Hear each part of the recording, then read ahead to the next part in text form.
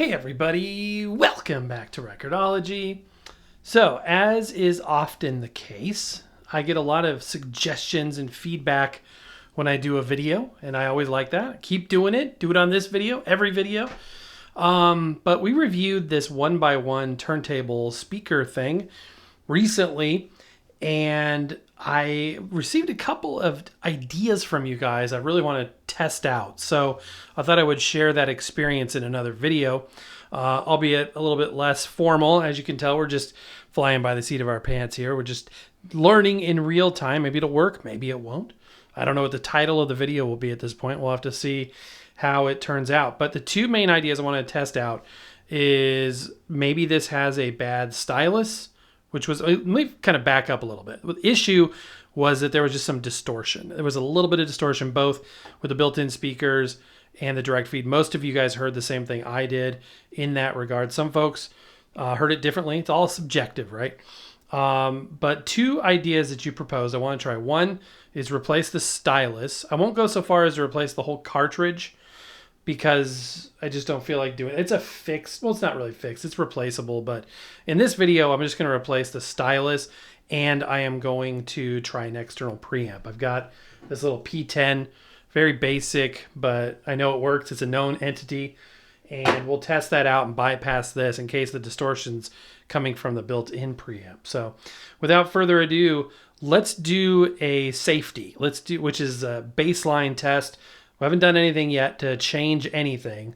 So let's replicate that distortion with a certain song on the record, same record, the Enoch Light, and we'll go from there and see if those changes make any difference. All right, so put on your critical listening skills. Listen for just crunchy harshness and overall just slightly overmodulated sounding audio, and see if you kind of hear what I'm hearing. And obviously this is all ambient. We're listening to the speakers at this point.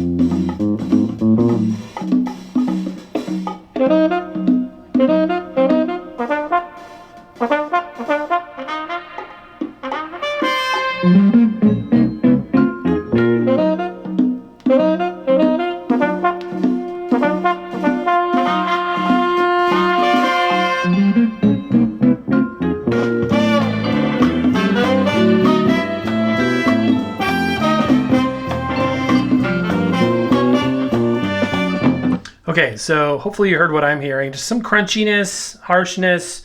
Now I'm going to put on the replacement stylus, the 3600 elliptical stylus, brand new. It's been played maybe 30 minutes so far, so brand new. We're just gonna swap right to that and play the exact same audio.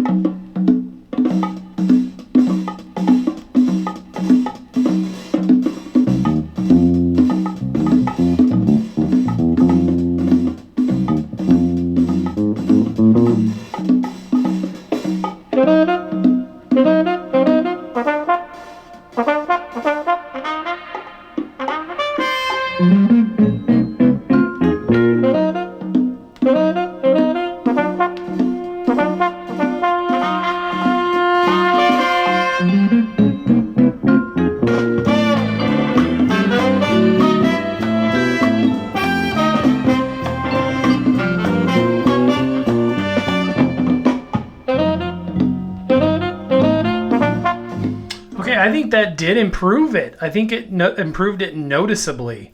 So maybe that was the issue, but I still want to bypass the built-in preamp. So let's do a direct feed sound test with the built-in preamp next.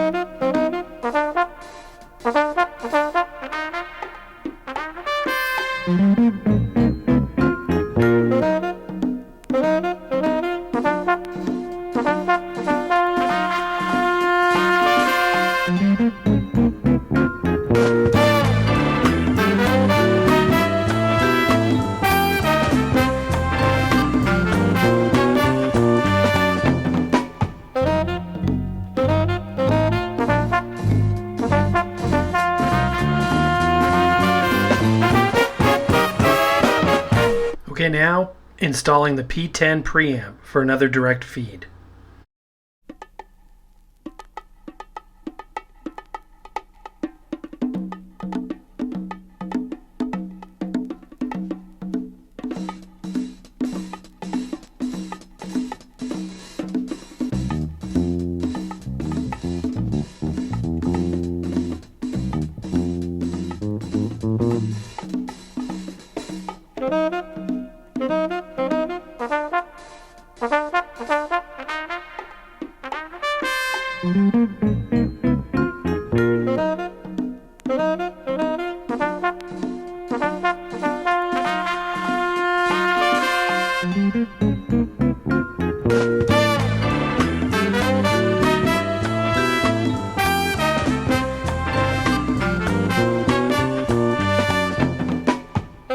All right, there you have it. We made a couple of changes, and I do think you could tell a difference in the sound. Of course, I want to hear what you guys have to say, and it just goes to show you that an external preamp can come in really handy when you have a record player that allows for it. So another reason why it's good to have a record player turntable, I should say, with a switchable preamp. So again, this was I picked the cheapest one I got. This basic P10 Crosley preamp, nothing fancy. It gets the job done, but I just wanted to kind of rule out the built-in one. One thing off the rip that I noticed was that the external one was louder, so a little bit more sound pressure there. Also, the built-in speakers continue to play even though you're using the direct feed or the line out, but or the phono out. But you can turn it down to nil and get these silent, or you can listen to this at the same time you're listening to that. Obviously, that's not going to bypass the built-in preamp. Is always going to be engaged for these speakers. Something to consider. So with all of that taken into consideration, what do you guys think about this thing now? Is it a viable option? Is it something you might think about? I'm still drawn to the design. I think it's cool. By the way, this is most assuredly MDF with a plastic veneer. It's not just a cheap plastic box, something I can't really I can communicate it. That's about all I can do. I can't really show. It's got a lot of heft. It's got a lot of weight to it, considering more than you would think. It's not just a light plastic hollow box. So yeah, it's an interesting unit. And I think that that's cool because going back to what I said before, isn't it good just to have something different? Because we've got so many variation that have come through over the years of essentially the same thing. But to actually have something that is truly different, I think is exciting. So I'm going to go ahead and put the stock stylus back on before I forget to do so. And again, let me know what your comments and thoughts are. I would love to know down below. Thank you so much for watching, guys. We got more content coming your way. Can't wait to share it with you soon, but that's going to do it for today. So happy record hunting. We'll see you next time.